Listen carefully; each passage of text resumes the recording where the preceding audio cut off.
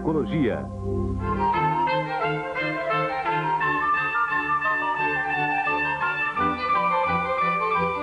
Toda essa tranquilidade pode estar em perigo. Esse balão pode provocar um incêndio. Os esgotos domésticos e industriais podem estar poluindo a água que você bebe. E a descarga destes carros está poluindo a atmosfera. Mas tudo isso pode mudar. Para enfrentar tanta agressão ao meio ambiente, só mesmo com a ajuda da nova Lei de Crimes Ambientais, ou Lei da Natureza, como está sendo chamada. Uma legislação que não vem só para punir, mas também para educar. Porque, na verdade, o delito ambiental é um delito de falta de educação. Por causa da nova lei, muitas empresas já estão mudando de atitude. As empresas daqui, hoje elas têm consciência que ela tem um passivo ambiental muito grande. Indústrias que ontem poluíam, agora estão reciclando. Acontecia duas coisas: jogava matéria-prima fora, perdia esse dinheiro e contaminava o meio ambiente. O objetivo da Lei de Crimes Ambientais é melhorar a qualidade de vida. Ela vai punir incêndios criminosos, poluição do ar e das águas e também os danos ao patrimônio urbano. E agora, você vai ver do que esta lei é capaz.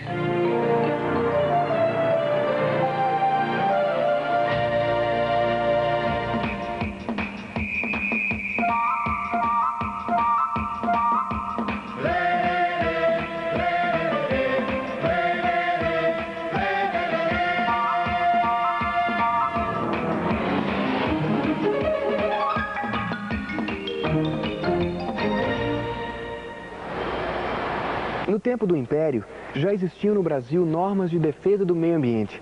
O uso de óleo de baleia na iluminação pública, por exemplo, era feito de forma controlada. Hoje, os problemas ambientais de nossas cidades aumentaram e uma nova legislação está aí para tentar resolvê-los. É a Lei 9.605, de fevereiro de 98. Ela já está em vigor e tem como objetivo manter o meio ambiente ecologicamente equilibrado. Ela protege os recursos naturais e promove uma melhor qualidade de vida. E todos podem ajudar o governo na aplicação da lei. Veja só um exemplo. Como eu, cidadão, poderia mover uma ação pública contra alguém que tenha cometido um crime ambiental? O Ítalo, a ação penal pública, ela é privativa do Ministério Público, de modo que você, em crime ambiental que não o atinja diretamente, que atinja toda a coletividade, só poderá ser ajuizada, promovida pelo Ministério Público. E através da ação civil pública, que hoje é possível, pode qualquer cidadão acionar o Ministério Público para interesses que sejam relativos à vida civil e o Ministério Público vai tomar a defesa do cidadão e da cidade. Para ajudar a entender melhor como atua a Justiça no julgamento dos crimes ambientais de acordo com a nova lei, a Ordem dos Advogados do Brasil de Minas Gerais preparou uma simulação de uma sessão de júri. Normalmente, o corpo de jurados só participa de sessões onde são julgados os crimes contra a vida, mas neste caso, os jurados vão fazer parte da sessão para representar a participação da sociedade. O promotor de justiça em exercício nessa comarca, nas suas atribuições de curador do meio ambiente, denunciou a empresa Irmãos Rivaldino Limitada e seu diretor Francisco Boagente por terem, no período de 10 de março de 98 a 20 de 3 de 98, poluído com vinhoto o rio Casca, que corta esse município, causando grande mortandade de várias espécies de peixes. Um dos grandes avanços da Lei da Natureza é que não apenas a pessoa física, neste caso, o diretor da empresa responsável pelo controle ambiental, seja processado pela agressão. Agora, as empresas, as pessoas jurídicas, também são penalizadas. Então, nesse sentido, peço a condenação tanto da pessoa jurídica quanto da pessoa física que tinha a obrigação de determinar a interrupção da atividade poluidora e promover a reparação ambiental. Obrigado, então, pela atenção. Com a palavra a defesa pelo tempo regulamentar de 10 minutos. Senhores jurados, o advogado de defesa tenta inocentar os dois réus, a empresa e seu diretor, ressaltando a importância social da indústria que garante o sustento de muitas famílias. O salário dos seus empregados, não havendo intenção da empresa em poluir o meio ambiente, degradar o meio ambiente, que eu peço que não só a empresa, a pessoa jurídica, mas como também a pessoa física do representante da empresa, o senhor Francisco Boagente, sejam absolvidos dessa condenação que está sendo hoje processada neste tribunal.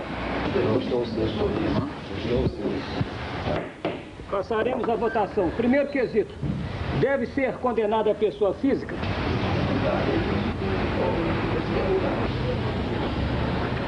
Cinco votos negativos contra 2 afirmativos. O primeiro quesito foi relativo à pessoa física. Vocês absolveram a pessoa física.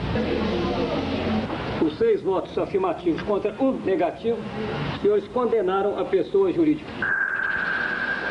Mas a lei que prevê pesadas multas e pode até levar o infrator à prisão, também permite que as penas sejam transformadas em investimentos na melhoria do controle ambiental, em programas de educação e outros projetos de melhoria da qualidade de vida da população. E no caso das pessoas físicas, o infrator poderá cumprir a pena prestando serviços para a comunidade. Agora nós mudamos o paradigma da prisão para a prestação social alternativa, ou seja, para os objetivos socialmente mais construtivos. Nesse sentido, a pessoa jurídica pode ser responsável por programas educativos ou de preservação ambiental e multas, né? A responsabilidade penal da pessoa jurídica foi um grande avanço na nossa legislação e, seguindo o exemplo da França e alguns poucos países, visto que as pessoas jurídicas hoje fazem parte de todo o contexto social, têm uma influência muito grande dentro da sociedade e, evidentemente, em algumas hipóteses, vinham causando danos ambientais. Você já pensou se um blackout apagasse todas as luzes da cidade? Foi o que aconteceu em julho de 98, quando 1.200.000 pessoas ficaram sem luz no Grande Rio. Tudo isso por causa de um balão que caiu na subestação de energia elétrica de Alcântara. O balão é uma arte popular tão bela quanto perigosa.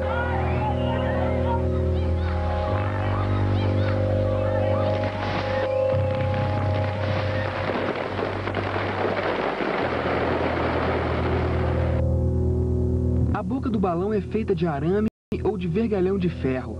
Ele é cheio de ar quente. Essa bucha, de sebo e algodão, queima e faz o balão subir. Alguns chegam a levar 20 caixas de material explosivo, como foguetes e bombas cada dia mais potentes. Em torno desse arsenal vão 6.000 lanternas com velas acesas. Hoje, tem até balão movido a botijão de gás. Uma verdadeira bomba voadora. Um grande perigo para a aviação. Para a gente ter uma ideia, um peso de 2 quilos numa aeronave que se desloque a 150 nós, que equivale a 270 km por hora, esse impacto equivaleria ao impacto de 6 toneladas. Quer dizer, então a gente já pode imaginar o que seria o impacto de uma aeronave com uma bucha de um balão, com a boca de um balão. Um perigo invisível que transforma o espaço aéreo num campo minado. A área metálica do balão é muito pequena, é só essa parte dos aros, né? E isso não dá eco, porquanto, então, você não pode detectar pelo radar. Na Terra, o perigo também é grande. Os balões ameaçam as refinarias de petróleo e as florestas. Convencer as pessoas da ameaça que os balões representam é o maior problema, pois existem até campeonatos. Eles são disputados por grupos que trabalham o ano inteiro nessa atividade. Em 6 meses, a Divisão de Fiscalização de Armas e Explosivos da Polícia Civil apreendeu cerca de 10.000 balões só no Rio de Janeiro.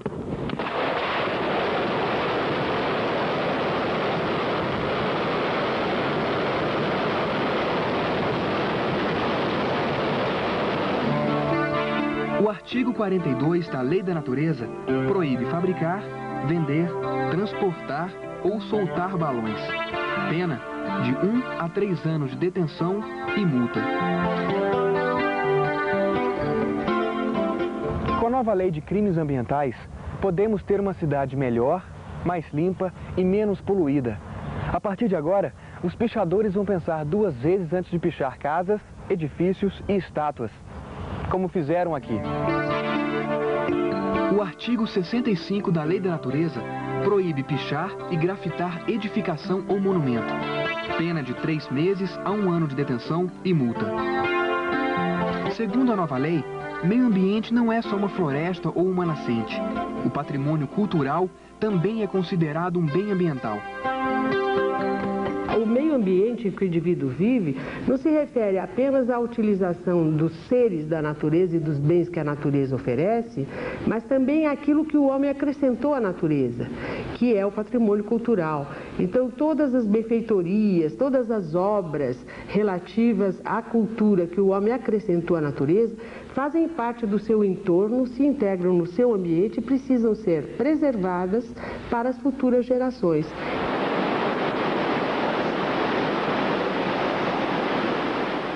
Daqui a pouco, você vai saber como é que a Lei da Natureza vai punir os crimes de poluição da água e do ar. Até já!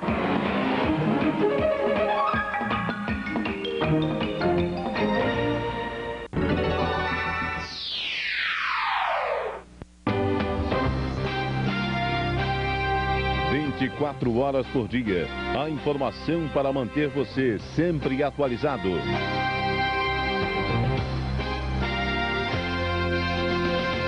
Um panorama ágil do que acontece no momento. Em cima da hora, de segunda a domingo, no começo de cada hora. Jornalistas deixam as redações e partem para as campanhas políticas. O programa N de Notícia discute o assunto. Os candidatos ganham credibilidade e o profissional de imprensa, muito dinheiro. Como fica a ética do profissional? A relação dele com os leitores e telespectadores pode ser abalada? N de Notícias, com Carlos Tramontina, este domingo, 10h30 da noite.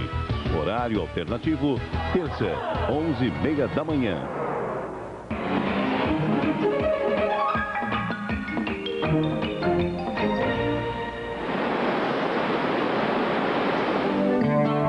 Artigo 54 da Lei de Crimes Ambientais, parágrafo 2º. Causar poluição hídrica que torne necessária a interrupção do abastecimento público de água de uma comunidade é crime. E a pena é de 1 a 5 anos de reclusão. Com a nova lei, as indústrias vão ter que mudar de atitude. Até hoje, os esgotos são jogados nos rios e lagos, pondo em risco a saúde da população e matando os peixes. Mas este problema já está sendo resolvido. Aqui em Santa Gertrudes, no interior de São Paulo, nós vamos conhecer um exemplo de controle da poluição industrial que ameaçava os rios. Os rejeitos das fábricas de cerâmica, que antes contaminavam o meio ambiente, agora estão sendo reaproveitados. Este foi o resultado da ação conjunta das indústrias e dos órgãos de controle ambiental. Santa Gertrudes tem 13 mil habitantes e fica na bacia do rio Corumbataí, um afluente do rio Piracicaba. Metade da produção brasileira de cerâmica sai das 38 indústrias instaladas na região. Elas geram 2 mil empregos. Essas fábricas sempre jogaram os rejeitos diretamente nos rios. Metais pesados, como o chumbo e o zinco, contaminaram parte da vegetação da bacia. Hoje, os empresários estão conscientes dos problemas que causaram ao meio ambiente. A maioria das empresas como a nossa, ela está há 50 anos na região. Independente do que ela faça agora, polua ou não polua, ela tem esse passivo ambiental. Hoje, a fábrica de cerâmica continua produzindo, mas sem poluir. A primeira medida foi impedir que os rejeitos fossem lançados no meio ambiente, tanto os rejeitos líquidos como os rejeitos sólidos. Eles passaram a ser armazenados dentro da indústria, isso no caso dos rejeitos sólidos. E os líquidos, os efluentes líquidos, as águas contaminadas, elas passaram a ser recirculadas, sendo incorporadas também no processo industrial. Os materiais que sobravam do antigo processo de fabricação agora são transformados em matéria-prima. O novo processo não poluente é chamado via úmida. A moagem da argila é feita com água, em um circuito fechado. Esta água tem altas doses de chumbo, cobre, níquel, cromo e zinco. Em vez de cair no rio, ela agora vem para esse tanque e é reaproveitada. O resíduo é usado na fabricação do piso esmaltado. Você consegue fazer o reaproveitamento de toda a linha de esmaltação, os rejeitos de esmaltação, rejeito de argila e rejeito de material queimado pronto. O resíduo disso daí é zero mesmo. As indústrias e os órgãos públicos estão medindo a poluição nos lagos da região. Os empresários de Santa Gertrudes captaram recursos para melhorar a qualidade da água dos lagos. E todos estão de acordo em participar.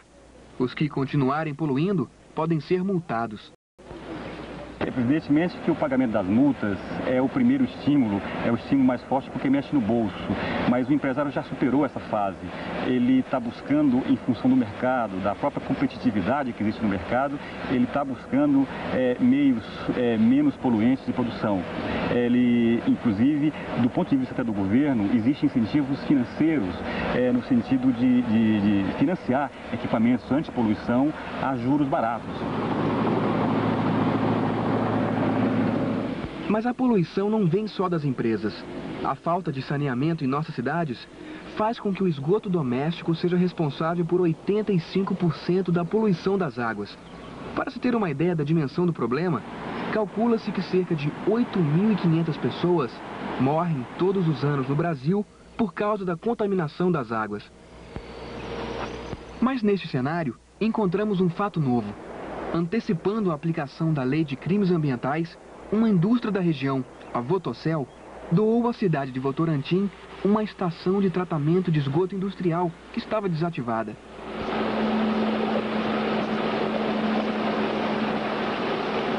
Em 95, quando nós encerramos as atividades da planta de celofane, a qual precisava de uma área bastante grande para tratamento de efluentes líquidos, nós ficamos com toda esta área disponível para uma utilização de tratamento de água ou efluentes domésticos. E nós sabíamos da importância desta área para o município. Depois de reativada, a estação de tratamento de efluentes vai coletar e tratar 60% dos esgotos domésticos do município de Votorantim.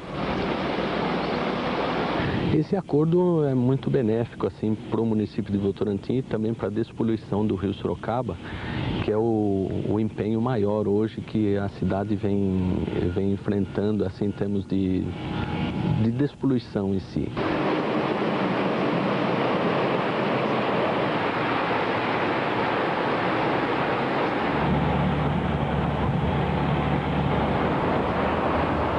A Lei de Crimes Ambientais também está preocupada com a poluição do ar. Artigo 54, parágrafo 2º. É crime causar poluição atmosférica que provoque a retirada, ainda que momentânea, dos habitantes das áreas afetadas, ou que cause danos à saúde da população. Punição, reclusão de 1 a 5 anos. Antes da Lei da Natureza entrar em vigor, a fábrica de automóveis Fiat colocou no mercado Mille Electronic, que apresentou índices de poluição maiores do que o permitido. Depois de muita negociação, a empresa se antecipou à lei e propôs compensar os danos. Ela está doando 2 laboratórios de análise de emissão de gases de veículos. A cidade de Belo Horizonte vai ganhar também uma estação de monitoramento da qualidade do ar. A Fiat vai pagar ainda a desapropriação de 6.000 hectares no norte de Minas Gerais, no interior de uma área de proteção ambiental. É o Vale do Peruaçu, onde estão 80 sítios arqueológicos. As cavernas do Peruaçu têm 2 milhões de anos. Essas pinturas têm 11.000 anos. A empresa participa da implantação de um parque nacional na área. A lei dos crimes ambientais, ela vai forçar, primeiro, que os empreendimentos que não estão respeitando as normas se mexam. Quem quiser saber mais sobre a lei da natureza, deve procurar o IBAMA no seu estado. Também é possível ligar para a linha verde sem pagar. Ela atende 24 horas por dia. O telefone é 0800 61 80 80. O Globo Ecologia fica por aqui. Até a próxima.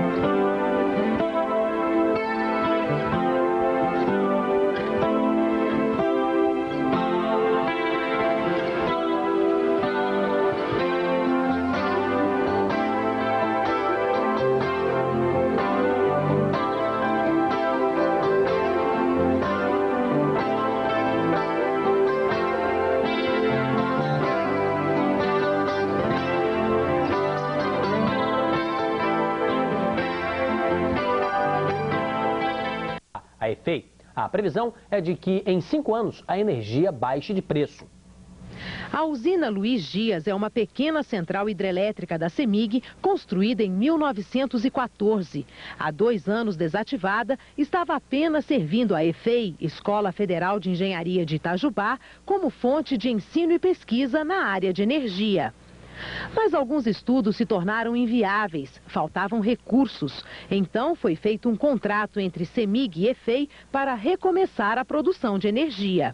O contrato é inédito no país. A CEMIG vai pagar R$ 14.500 por mês para que a EFEI cuide da geração de energia e da manutenção da usina, que vai ser um verdadeiro laboratório para os alunos de 5 cursos de graduação.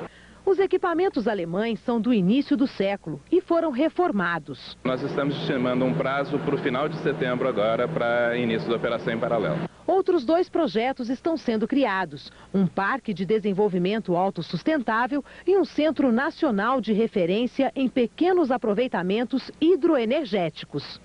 Esse centro ele vai catalisar ou concentrar todas as informações, referências, biografias e trabalhos técnicos referentes a pequenas centrais hidrelétricas e disponibilizar isso ao público de maneira geral. Nesse momento nós vamos voltar a Osasco, em São Paulo, com a repórter Mariana Couto, que tem outras informações a respeito dos corpos que estão sendo velados no ginásio de Osasco e vão ser levados mais adiante para o cemitério Santo Antônio. Mariana. Os corpos... Por ela. Os brasileiros que já passaram dos 70 estão bem? E os que ainda vão chegar lá, o que podem fazer para viver mais e melhor? O Globo Repórter de hoje investiga os caminhos para uma vida longa e saudável. E revela, o segredo da vitalidade pode ser descoberto no momento do parto. Alimentos. O que comer para viver com saúde e defender o corpo dos males do envelhecimento? Ele tem 68 e ela 70 e vivem melhor do que muitos quarentões. Ele jura que já passou dos 100. 29 filhos, 6 mulheres e ele ainda samba, bebe e come de tudo. A cidade onde vivem os brasileiros que descobriram a fórmula da vida longa. Como a medicina está aprendendo a prevenir os problemas da velhice no instante do nascimento. E os exercícios que podem evitar osteoporose e doenças cardíacas até a mais avançada idade.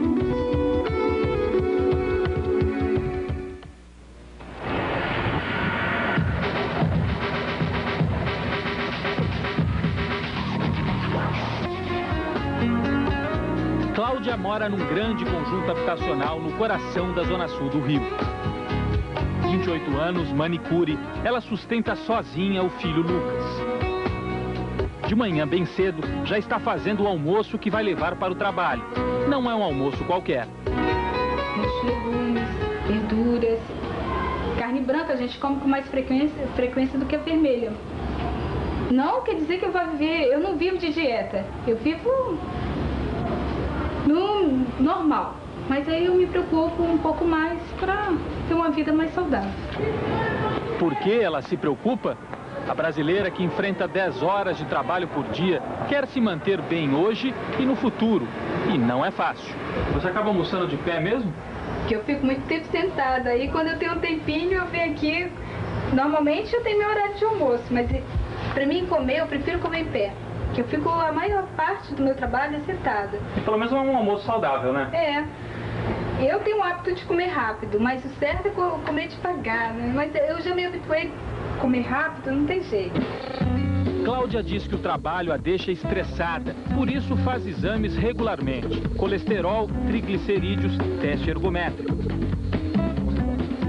É um tipo de prevenção, né? Dizem que a gente vai ao médico hoje não para ver se está doente, mas sim para se prevenir contra as doenças, né? Ajuda. Muito bom. Envelhecer com saúde. Dona Elvira e seu Rafael nunca pensaram muito nisso, mas já chegaram lá. Ela está com 87 anos e ele com 92. Faz frio, mas eles não fogem da caminhada de todas as manhãs. Os dois moram sozinhos e fazem tudo sem ajuda. A façanha de atravessar quase um século com tanta vitalidade, eles explicam com duas palavras: harmonia e trabalho. Viver bem também. Para chegar a essa idade? Trabalhar. A gente tem que trabalhar com vontade, não forçado. Vontade de trabalhar. Ali o tempo passa que a gente não nota. A gente fica velho sem saber. Eu acho que a gente vivendo, se dando bem com o esposo e a família, a gente vai fazendo o serviço, que a gente só pensa no serviço, na família, e a gente quando vê, a gente se vê que está com essa idade. Na hora da comida não faltam na mesa o queijo e o pão feitos em casa, sopa de macarrão, salada e carne. Essa carne a senhora que preparou? É. É carne do que isso? De porco. De porco? E não faz mal? Para vocês não faz mal, não? Não. E nós sempre comemos. Sempre tem salada na mesa de vocês? Sempre. Para o casal Panceira, sempre e nunca são palavras-chave. A vida já ensinou tudo para eles há muito tempo. Nós sempre se tratamos como nós fossemos namorados. Nós nunca falamos assim com palavrões e se ofender, nunca. Pela idade que eu tenho, eu estou contente assim, sabe? Tem muito aí com 20, 30 anos menos do que eu, não se mexe mais. Muita gente, até alguns filósofos, pensadores, acha que não vale a pena viver tanto assim. Talvez porque a velhice esteja sempre associada às doenças, solidão, à decadência. Mas aqui em Veranópolis, interior do Rio Grande do Sul, os velhinhos encontraram um jeito para viver muito e viver bem. As pessoas com mais de 80 anos, e não são poucas, estão satisfeitas com a vida que levam. E o importante, a maioria continua fazendo planos para o futuro. Uma antena parabólica, uma plantação de tomates nos fundos de casa. Esses são os projetos mais recentes de seu Rafael, que faz questão de até hoje cuidar da própria horta. E o senhor planta o que ali? Aqui tem alface, tem repolho, tem também cebolas, tem um cebolinho ali também, né? Radiche a gente planta também, né? Agora, veneno o senhor nunca pôs na... Nunca. Não podemos veneno. Por quê? Porque eu não gosto de botar veneno. Eu gosto de uma coisa natural, uma coisa pura, né? Vida natural, vida longa. A expectativa de vida em Veranópolis já era de 74 anos em 1994, bem maior que a média brasileira. Foi por isso que a cidade acabou sendo escolhida para uma pesquisa inédita na América do Sul. Sob o comando deste médico, cientistas do Instituto de Geriatria da PUC de Porto Alegre chegaram dispostos a descobrir o segredo dos velhinhos de Veranópolis. O hospital da cidade se transformou, abriu as portas para receber gente que quase nunca vai ao médico. A saúde aos 80 ainda é um mistério e exige uma radiografia completa. Entrevistas, exames, cada detalhe foi investigado. Até a comida foi levada para o laboratório e analisada. Eles têm uma dieta extremamente rica em verduras, legumes e frutas, que geralmente são verduras e legumes e frutas cultivados por eles mesmos no próprio quintal. E a fonte de proteína principal é o frango, né? Que geralmente vem desse frango caipira que é criado solto no quintal, com baixíssimo conteúdo de gorduras. Os idosos de Veranópolis praticam muita atividade física e também um fator muito importante, que é o fator psicológico, que é a motivação para viver. Oi, Biona, oi, bela Biona. A música, o vinho, as cartas e um estranho jogo que eles chamam de jogo da mora. São assim as festas das comunidades em Veranópolis. Os nonos e as nonas não ficam de fora. Respeitar os mais velhos aqui significa permitir que eles participem de tudo que a vida tem de bom. Eles convivem com a gente na maior tranquilidade. Eu acho que eles têm toda essa saúde, toda essa vida, essa juventude, por causa que eles têm amor na família e eles conservam muito a fé. Amor, afetividade. Uma vida longa depende disso também, diz o psiquiatra da equipe. 70% dos idosos acham que a vida que levou é uma vida que lhes satisfaz. Então as pessoas estão contentes, fazem uma avaliação positiva do seu passado, da sua história e também do seu presente, não é? Além da satisfação com a vida, envolvimento, participação social e, evidentemente, a vitalidade, né? A saúde física, a saúde mental que a gente encontra nos idosos com mais de 80 anos aqui. Foi só com a chegada dos pesquisadores há 4 anos que os velhinhos perceberam que viviam mais e melhor do que a maioria dos brasileiros. De lá pra cá foi uma festa. Esses encontros se repetem toda semana. Uma espécie de clube da longevidade. Perfeito para as mulheres, mas pelo jeito não empolga muito os homens. O território masculino fica do outro lado da cidade. É a cancha de bocha, orgulhosamente reformada, para torneios levados muito a sério. Essas atividades já tiraram muita gente da solidão e da depressão. Vinha a segunda vez e vinha a terceira e não faltei mais. E não tomo medicamento nenhum mais. Parou com o calmante? Parei com o calmante, superei tudo. E a gente se distrai tanto que nem se lembra mais das doenças. A gente chega aqui e passa tudo. O senhor pensa em doença? Não, nunca. O senhor pensa no quê? De ficar bem toda a vida. Caminhar, falar, jogar baralho. A gente tem que saber viver, tem que saber dar a volta por cima, certas coisas, né? E a senhora sonha em passar dos 100 anos?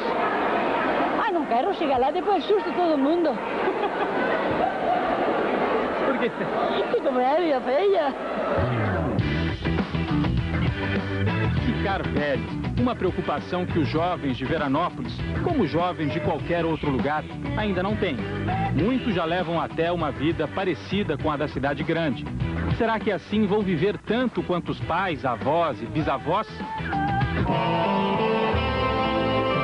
o avanço da ciência, pode ser que eles tenham até mais tempo de vida, mas vão chegar lá com a mesma saúde e o mesmo estado de espírito? Essa é uma pergunta que nem eles sabem responder.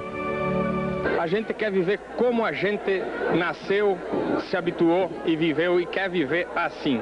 Assim é bom, é bonito, se vive mais e melhor. Nossa juventude é bem diferente da deles, mas a gente espera, com muito esforço, chegar onde eles chegaram até hoje. E os jovens que saíram para estudar agora sabem. O que Veranópolis tem, eles não vão encontrar em nenhum outro lugar. Qual é o segredo, então, para conseguir viver bastante, mesmo fora da cidade de origem? Voltar sempre. E voltar? Voltar. Os brasileiros têm medo da velhice? Daqui a pouco você vai ver. Ela tem 70 e ele 68. Marido e mulher, vivendo melhor do que muitos quarentões.